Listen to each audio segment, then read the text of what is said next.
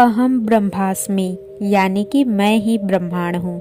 ये सच है कि इंसान के भीतर पूरा ब्रह्मांड बसता है, लेकिन समस्या तब पैदा होती है जब वो खुद पर विश्वास नहीं कर पाता, इसलिए जीवन में कभी सफल भी नहीं हो पाता। रामायण का एक बहुत प्रसिद्ध प्रसंग है, जब वानर सेना माता सीता की खोज के लिए निकले थे, तो कोई भी वानर समुद्र लांघकर माता सीता की खोज लाने के लिए तैयार नहीं हुआ, क्योंकि किसी को खुद पर विश्वास नहीं था कि उनके अंदर इतनी शक्ति हो सकती है कि वो एक समुद्र को लांघकर असोट वाटिका में पहुंचकर माता सीता की खोज खबर ले सके। लेकिन जब जामवन जी ने हनुमान जी उनकी शक्तियाँ याद दिलाई, तो वही हनुमान जी समुद्र लांघकर माता सीता की खोज लेने के बाद लंका को जलाकर वापस लौट आते हैं। इसी प्रकार दुनिया में बहुत सारे लोग अपनी शक्तियों को भूल जाते हैं, उन्हें स्मरण नहीं रहता वो असीम संभावनाओं के साथ पैदा हुए हैं, और धीरे धीरे खुद पर विश्वास करने से ज़्यादा वो दूसरों पर विश्वास करने लगते हैं, और वहीं पर उन्हें धोखे मिलने लगते हैं। आज की जो कहानी मैं आप लोगों को सुनाने वाली हूँ, उससे आपको ये पता चलेगा कि एक इंसान खुद पे से विश्वास क्यों खो देता है, क्यों वो खुद के शक्तियों को भूल जाता है, और वो क्या तरीके होते हैं जिनसे अपने शक्तियों को वो दोबारा से याद कर सकता है और अपने जीवन में फिर से सफल हो सकता है। तो चले कहानी शुरू करते हैं। एक सम्राट अपने महल के अंदर एक बड़ी असमंजस की स्थिति में चक्कर लगा रहा था। कभी वो अपनी राजगद्दी पर बैठता, कभी अपनी दाढ़ी खुजलाता और फिर से चक्कर लगाने लगता। सम्राट को इतना चिंतित देखकर उसकी पत्नी उनके पास पहुंची और वो उनसे पूछती है कि हे परमेश्वर, आप बड़े चिंता में दिख रहे हैं। आखिर ऐसी क्या चिंता है जो आप रात में सो भी नहीं पा रहे हैं? बहुत समय से मैं आपको देख रही हूँ। शायद आप किसी बड़ी उलझन में हैं, लेकिन वो उलझन क्या हो सकती है? हमारा साम्राज्य तो बड़े अच्छे से चल रहा है, किसी बात की कोई फिक्र नहीं है, तो आपकी नींद की किस चिंता से उड़ी हुई है? अगर आप मुझे बताने की कृपा करेंगे तो शायद मैं कोई सुझाव दे सकूं, जिससे कि आपकी उलझन दूर हो सके। सम्राट बड़े दुखी मन से कहता है कि रानी, मैं तुम्हें क्या बताऊं, मेरी समस्या ऐसी है जिसे कोई भी हल नहीं कर सकता। सम्राट ने आगे कहा कि तुम तो जानती ही हो प्रिय, हमारे सिर्फ एक बेटा है और उसी पुत्र के भविष्य की चिंता मुझे सताए जा रही है। उसमें इतना सामर्थ्य नहीं है, वो बहुत भोला भाला है। मुझे यही चिंता सता रही है कि मेरे जाने के बाद ये किस प्रकार इस राज्य को चला पाएगा। कहीं ऐसा न हो जाए कि मेरे मरने के बाद कोई मंत्री उसके साथ धोखाधड़ी करके पूरा राज्य खुद हड़प ले। क्या करूं, क्या ना करूं, कुछ समझ में नहीं आता। सम्राट का बेटा बचपन में शारीरिक रूप से बड़ा दुर्बल था। दूर दूर से वैद्य उसके उपचार के लिए बुलाए जाते थे, और इसलिए सम्राट के मन में अपने पुत्र के प्रति एक छाप पैदा हो गई। मेरा बेटा बड़ा दुर्बल है, और जो छाप एक बार मन में पड़ जाती है वो बड़ी मुश्किल से साफ होती है। इसलिए जीवन में किसी के प्रति कोई छवि नहीं बनानी चाहिए। जीवन नित्य बदलता रहता है। जो फूल कल खिला था आज वो मुरझा चुका है, इसलिए जीवन कभी ठहरता नहीं है, वो पानी की तरह बहता रहता है। जब सम्राट के बेटे को एक एहसास हुआ कि उसका पिता एक दुर्बल समझता है, दूसरों से कमज़ोर मानता है, तो उसके बाद उसके बेटे ने शारीरिक मेहनत करनी शुरू कर दी, और कुछ ही सालों में वो शारीरिक रूप से बहुत मजबूत हो गया था। लेकिन पिता के मन में पड़ी हुई छाप अभी भी वैसी की वैसी ही थी। वो अभी भी अपने बेटे को वो सिर्फ कमज़ोर, दुर्बल और दूसरों से कम आंकता था। अक्सर ऐसा ही होता है, बहुत सारे माता पिता अपने बेटे को दूसरों से कम समझते हैं, इसलिए वो बार बार दूसरों का उदाहरण उन्हें देते हैं, जिससे उनके बेटे के मन में उन लोगों के प्रति ईर्ष्या पैदा होने लगती है। सम्राट का बेटा जितनी ही कोशिश करता अपने आप को दूसरों से ऊंचा दिखाने की, उनका पिता उनको उतना ही कमज़ोर समझने लगता। अब सम्राट ने अपने बेटे के हर काम में कोई ना कोई कमी निकालने शुरू कर दी। वो अपने बेटे के उस कमी को दूर करते हुए उसे समझाते कि बेटा, मैं तुम्हारी भलाई के लिए ये सब कर रहा हूँ। तुम अच्छे से सारे काम सीख लो ताकि जीवन में तुम गलतियाँ ना करो।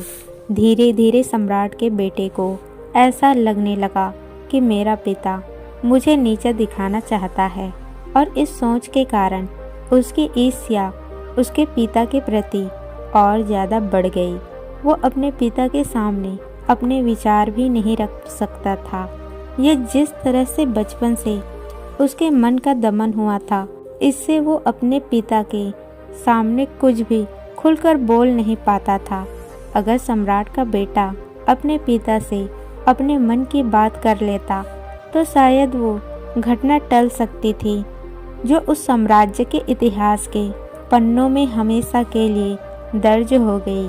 सम्राट के बेटे के मन में अपने पिता के प्रति इतना द्वेष भर गया कि उसने अपने मंत्री, अपने सिपाहियों के साथ मिलकर अपने ही पिता का खून कर दिया। अपने पिता का खून करने के बाद भी उसके लाश में खंजर बार बार खौंपता रहा, क्योंकि उसके अंदर जो छटपटाहट थी, जो नफरत थी, जो ईर्ष्या थी, वो शांत हो उसके मरने के बाद भी नहीं हो रही थी। इसलिए वो अपने पिता की लाश में खंजर खोपते खोपते बार बार चिल्लाता था कि अब तो तू समझ गए होंगे कि मैं दूसरों से ज़्यादा बेहतर हूँ। मैं आपसे भी बेहतर था, लेकिन आपने कभी मुझ पर यकीन नहीं किया। ये कहानी सुनने के बाद गुरु ने अपने शिष्य से पूछा कि इस कहानी से तुम्हें क्या शिक्षा मिलती है? क्या जो कुछ हुआ वो किसी तरीके से टल सकता था? संध्या का समय था। आसमान में सूर्य अस्त हो रहा था। पक्षी अपने घोंसले की तरफ वापस लौट रहे थे। गुरु हर रोज अपने शिष्यों को एक कहानी सुनाते थे और उस कहानी के माध्यम से उन्हें शिक्षा दिया करते थे। सम्राट की ये कहानी सुनने के बाद एक शिष्य ने खड़े होकर गुरु से कहा कि गुरु जी, हर पिता अपने पुत्र से प्रेम तो करता ही है, इसलिए तो ये बेटे को बेहतर बनाने के लिए उसकी कमियां निकालता है, उसे अपने सीख देता है, अपने जीवन के अनुभव उसके साथ साझा करता है। तो इसमें उसके बेटे को इतनी ईर्ष्या, इतनी गुस्सा करने की क्या आवश्यकता थी? इस पर दूसरे शिष्य ने खड़े होकर कहा कि गुरुदेव, ज्ञान और कमियां सही समय, सही वक्त और सही जगह देकर दिया जाना चाहिए, तभी उसका सही उपयोग होता है। दूसरे के सामने अपने बेटे की बेइज्जती करना, दूसरों के सामने अपने पुत्र को नीचा दिखाना, उसे दूसरों से कम बताना, दूसरों के सामने चर्चा करना कि मेरा बेटा तो कमज़ोर है, इससे उस पुत्र के मन में ईर्ष्या का भाव पैदा होना स्वाभाविक था। शायद उस सम्राट ने दूसरों के सामने अपने बेटे को कुछ कहा होगा, उसकी बेइज्जती की होगी, उसको कम बताया गया दूसरों से, और इसी कारण से उसके पुत्र के मन में उसके प्रति कोई कांटा चुभ गया होगा। ये सुनकर एक और शिष्य ने उत्तर दिया। उसने कहा कि गुरुदेव, हमेशा किसी इंसान की कमियां निकालने की जगह कभी कभी उसको शाबाशी भी देनी चाहिए, ताकि उसे ऐसा न लगे कि सिर्फ मेरी कमियां मुझे बताई जा रही है। इसके विपरीत उसे ऐसा लगे कि मेरे अच्छे काम की सराहना भी होती है, ताकि उस इंसान के मन में एक प्रेम भाव का उदय हो सके। तभी तो उसे ये एहसास होगा कि जो मेरी कमियां निकाली जा रही है वो मुझे दूसरों से नीचा करने के लिए नहीं, बल्कि मुझको बेहतर बनाने के लिए दिए जा रहे हैं। सबकी सोच जानने के बाद गुरु ने कहना शुरू किया। गुरु ने कहा कि एक इंसान इस दुनिया में असीम समस्याओं के साथ पैदा होता है, लेकिन हमारा समाज हमेशा किसी इंसान के संभावनाओं को देखने के बजाय उसकी कमियां देखता है और बार बार किसी की कमियां उसके सामने रखने के बाद उस इंसान को खुद पे विश्वास उठता चला जाता है। कमियां बताना आवश्यक नहीं होता, जितना कि उन कमियों को दिखाना। तब तक किसी इंसान को खुद ही एहसास न हो जाए कि क्या गलती कर रहा है, उसमें कुछ कमी नहीं, तब तक आप उसे कितना भी समझा ले, उसे कुछ समझ में नहीं आएगा। मान लीजिए कि कोई आदमी किसी पौधे में पानी दे रहा है और आपको पता है कि वो पौधे में ठीक तरह से पानी नहीं दे रहा है और आप खड़े होकर देख रहे हैं, तो सबसे पहले बात उसे ये कहेंगे कि आप पौधे में ठीक से पानी नहीं दे रहे हैं, तो उनको कुछ समझ नहीं आएगा। लेकिन अगर आप खुद पानी देकर उसे दिखाएंगे तो उसे समझ में आने की संभावना ज़्यादा बढ़ जाती है। तब उसे एहसास होगा कि वो गलती कर रहा था, लेकिन ये समाज सिर्फ ये बता देता है कि तुम गलती कर रहे हो ही, लेकिन उसे ये दिखाता नहीं है कि ये गलती किस तरह से ठीक की जा सकती है। इसके साथ साथ एक बात और जान लेनी आवश्यक होती है कि एक पिता का अपना अभिमान होता है।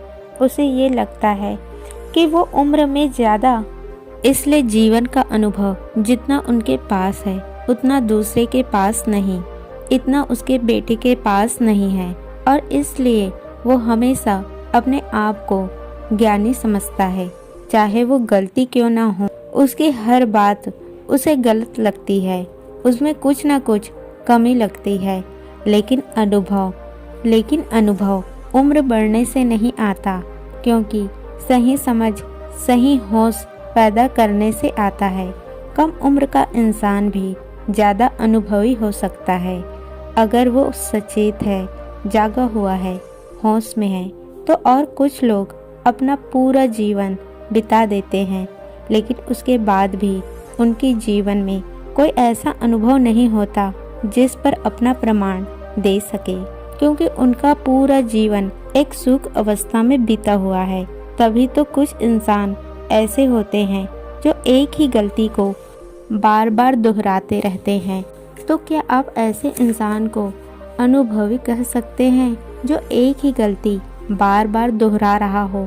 और इसके साथ साथ एक बात और समझ लेनी आवश्यक होती है कि किसी भी इंसान के काम में कमी वही निकाल सकता है जो उस काम वाले क्षेत्र में अपने आप में अनुभवी हो, जो उस काम को अच्छे से जानता हो। जो जिस काम को जानता ही नहीं है और कार्य में उसके बारे में अपनी राय दे रहा है, तो वो राय किसी काम का नहीं है, सिर्फ उनके इनकार का प्रमाण होता है। अगर शरीर में कोई बीमारी है तो इसका इलाज कोई चिकित्सक ही बताएगा। अगर कोई बिना चिकित्सक का अध्ययन के किसी को बीमारी ठीक करने की सलाह देगा तो उल्टा वो उसका नुकसान करेगी। अगर सम्राट एक बार भी अपने बेटे की जगह खुद को रख कर देखता तो उसे एहसास हो पाता कि उसके बेटे के अंदर कितना दर्द है, कितना गुस्सा है, और वो गुस्सा किस वजह से है वो ये भी समझ पाता। लेकिन वो तो एक सम्राट था, उसको एक अहंकार था। वो कभी भी अपने आप को अपने बेटे की जगह रखकर उसकी भावनाओं को महसूस नहीं कर पाया। मैं ये नहीं कहता कि उसके बेटे ने जो किया वो सही था, लेकिन उसका पिता भी पूरी तरह से सही नहीं था। शायद उसकी परवरिश में कोई कमी थी। इन्हीं वजह से उनको ऐसा परिणाम भुगतना पड़ा। और अगर आप किसी इंसान को बार बार कमियां दिखाते रहेंगे तो वो अपनी असीम संभावनाओं को कभी नहीं जाग पाएगा। और उसके विपरीत अगर आप हमेशा किसी इंसान को गलत काम के लिए भी शाबाशी देते रहेंगे तो वो अहंकार से नित्य हो जाएगा। वो गलत काम को भी सही मानने लगेगा। इसलिए बड़ी सतर्कता के साथ उसका सही मार्गदर्शन करना अति आवश्यक होता है। कमियां भी बताना और अच्छे काम के लिए शाबाशी देना भी, दोनों बातें बहुत जरूरी है। अगर आप सिक्के का सिर्फ एक पहलू पकड़कर चल रहे हैं तो आप अपने आप को मुसीबत में डाल रहे हैं। किसी को भी मजबूत बनाने का सबसे अच्छा तरीका यही है कि तुम खुद पर विश्वास कायम कर दो। अगर खुद पर विश्वास बन गया तो वो किसी कठिन परिस्थिति अपने अनुसार ठीक कर सकता है। और इसके विपरीत अगर किसी इंसान को बर्बाद करना हो तो वो खुद पे से विश्वास से उठा दो तो वो जीवन में कुछ भी नहीं कर पाएगा। आत्मविश्वास ही सबसे बड़ा मूल मंत्र है जो एक इंसान को जीवन में सफल बना सकता है। लेकिन सबसे बड़ा सवाल यही है कि उस आत्मविश्वास को पैदा कैसे किया जा सकता है। और वो होता है निरंतर अभ्यास से। जब आप बार बार अभ्यास करते रहते हैं, जीवन की कठिन परिस्थितियों को झेलते हैं, उनसे पार उतरते हैं, तो धीरे धीरे आपको बड़ी से बड़ी मुसीबत भी छोटी लगने लगती है। तुम चलना तो शुरू करो। रास्ते अपने आप बन जाते हैं। लेकिन कुछ लोग सिर्फ रास्ते के बारे में सोचकर ही सोच विचार में पड़े रहते हैं कि रास्ता कितना कठिन होगा, अब मैं कैसे पार करूंगा। और इसलिए जीवन में कभी भी एक कदम भी आगे नहीं बढ़ा पाते, शुरुआत ही नहीं कर पाते। इसलिए रास्ते की चिंता छोड़ो, वो अपने आप बन जाएगा। बस तुम ध्यान पूर्वक, होश पूर्वक अपने पहला कदम तो बढ़ाओ। जीवन का रहस्यमय है कि कोई नहीं जानता कि आने वाला पल आपके जीवन में क्या लेकर आएगा। वो असीम खुशियाँ भी ला सकता है या फिर असीम दुख भी आपके जीवन में रख सकता है। इसलिए भविष्य की इस रास्ते की चिंता करना बिल्कुल व्यर्थ होता है। हमारे पास है सिर्फ कुछ पल जो हम वर्तमान में जी रहे हैं। बस उन्हें जी भर के जियो। कल की फिक्र में अपने आप को बर्बाद मत करो और अतीत की यादों से खुद के मन में पश्चाताप के भाव मत रखो। जीवन में अच्छे और बुरे दोनों अनुभव होते हैं और वही परिपूर्ण जीवन कहलाता है। सिर्फ एक तरीके का अनुभव, सिर्फ अच्छा अनुभव आपके जीवन को परिपूर्ण नहीं बना सकता। ये सिक्के के दो पहलू होते हैं और उस सिक्का तभी परिपूर्ण होगा जब दोनों पहलू साथ रहेंगे। बुरे अनुभव से ही पार उतर के अच्छे अनुभव जीवन में पैदा किए जाते हैं। जो इस रहस्य को जानता है वो जीवन में चलता रहता है, कभी नहीं रुकता, चाहे कितनी भी कठिन परिस्थितियां क्यों न हों। और जब रास्ते को सोचकर चिंता में पड़ा रहता है तो जीवन में कोई नई शुरुआत नहीं कर पाता। उसका जीवन पूरा यंत्रवत चलता है। एक तरीका जीवन में उसी तरह सुबह उठना, काम करना, रात में सो जाना। अगर जीवन में कुछ अलग करना है तो अनजाने रास्ते में बिना डरे हुए आगे बढ़ते जाओ और आखिर में जीत तुम्हारी होगी। इसके बाद सभी शिष्य अपने गुरु के साथ आश्रम में खाने के लिए निकल जाते हैं।